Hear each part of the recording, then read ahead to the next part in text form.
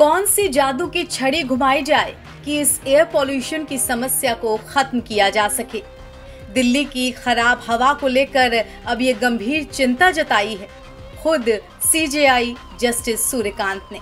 उन्होंने ये भी कहा कि इस समस्या का कोई एक कारण नहीं है और न ही इसके लिए अदालत के पास कोई जादुई समाधान है। देश की राजधानी दिल्ली में वायु प्रदूषण को लेकर अब स्थितियां गंभीर ही नहीं बल्कि काफी गंभीर की श्रेणी में आ चुकी हैं। खुली हवा में निकलने वाले लोगों को स्वास्थ्य संबंधी कई तरह की समस्याओं का सामना करना पड़ रहा है। Air quality index Delhi NCR में काफी ज्यादा है। AQI का लेवल लगातार बहुत खराब या फिर बेहद गंभीर की कैटेगरी में है। इससे आम आदमी से लेकर खास तक हर कोई प्रभावित हो रहा है। राजधानी दिल्ली में प्रदूषण का मामला लंबे समय से सुप्रीम कोर्ट में चल रहा है।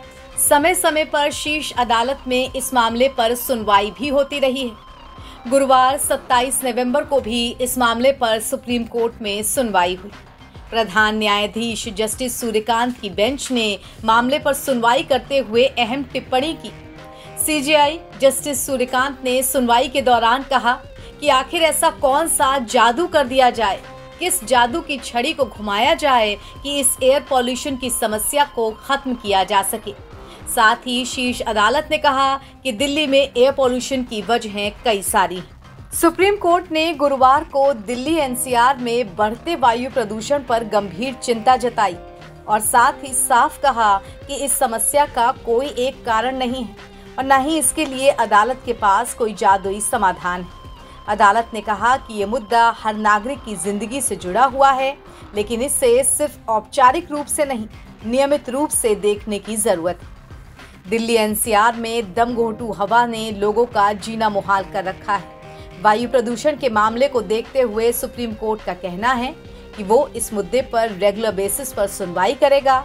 सुप्रीम कोर्ट ने साफ किया कि दीपावली के आसपास केवल औपचारिक तौर पर मामले की सुनवाई करना सही नहीं।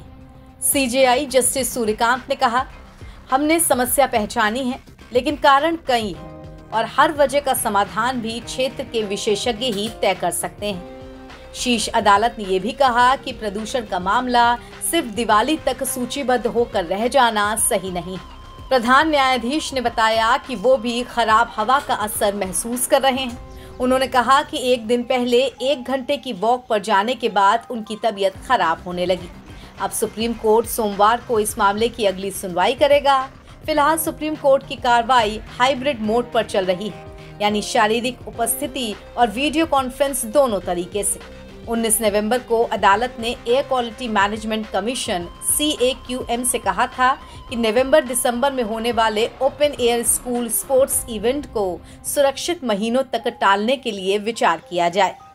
अदालत ने GRAP के तहत पूरे साल प्रतिबंध लगाने की मांग को ठुकराते हुए कहा कि जरूरत है लंबी अवधि के स्थायी समाधान की। नवभारत टाइम्स की रिपोर्ट।